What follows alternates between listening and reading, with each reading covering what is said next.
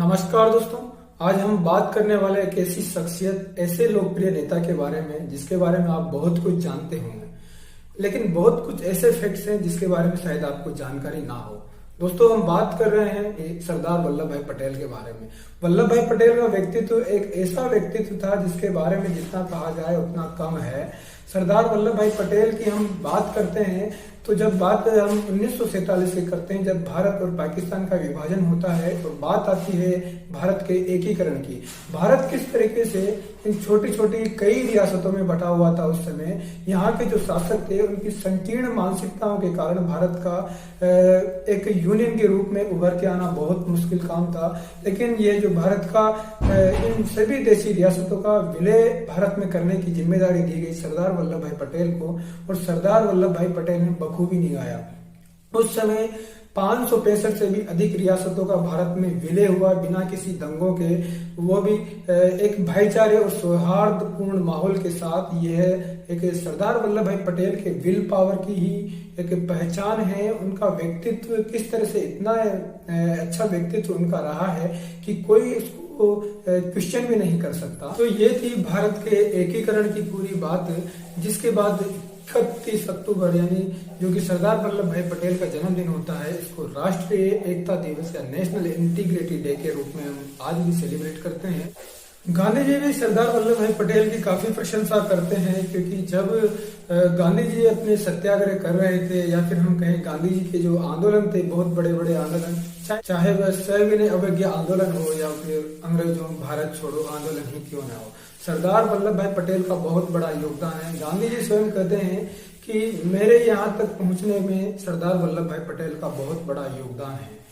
सरदार वल्लभ भाई पटेल छोटी छोटी सभाएं करते थे, जमीनी स्तर पर जाकर लोगों की समस्याओं को समझते थे, लोगों को एकत्रित करते थे, जन जागृति के लिए प्रेरित करते थे कि किस तरीके से अहिंसात्मक तरीके से इन अंग्रेजों से लड़ा जा सकता है और कैसे कैसे इन अंग्रेजों को इस देश से भगाया जा सकता है। इन सब के बारे में सरदार वल्लभ भाई पटेल छोटे से छोटे व्यक्ति के साथ भी समय बिताते थे। छोटे से छोटे व्यक्ति को भी सरदार वल्लभ भाई पटेल पूरा समय देते थे और बहुत ही आत्मीयता से बात करते थे। तो इस तरीके से देखते ही देखते सरदार वल्लभ भाई पटेल की प्रसिद्धि या लोकप्रियता इतनी बढ़ गई कि लाखों लोग उनको चाहने वाले हो गए।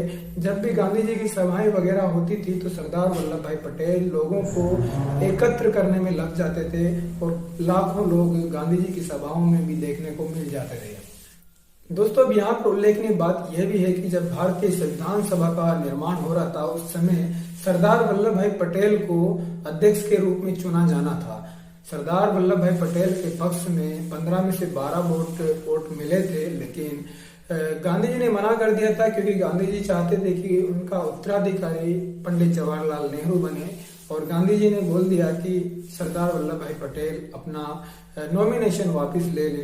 तो गांधी जी के आग्रह पर सरदार वल्लभ भाई पटेल ने अपना नॉमिनेशन वापस ले लिया। लेकिन सरदार वल्लभ भाई पटेल की लोकप्रियता देखिए कि किस तरह से उनको 15 में से 12 वोट मिलते हैं। यहाँ पर भारतीय प्रशासनिक सेवा, जिसे कि हम इंडियन एडमिनिस्ट्रेशन सर्विसेज कहते हैं, IAS जो सेवा है, उसके बारे में भी हम बात करेंगे कि सरदार वल्लभ भाई पटेल ही भारतीय सिविल सेवा है उसके जनक माने जाते हैं। सरदार वल्लभ भाई पटेल का मानना है कि एक अच्छी ब्यूरोक्रेसी, भ्रष्टाचार रहित नौकरशाही ही इस देश को एक यूनियन में बांध के रख सकती है। इसके बिना इस देश का एक यूनियन में बंध के रहना बहुत ही नामुमकिन सा है।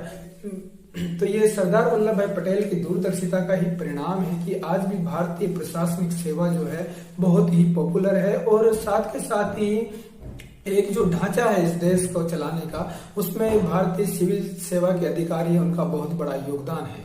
दोस्तों, ये कुछ फैक्ट थे सरदार वल्लभ भाई पटेल के बारे में।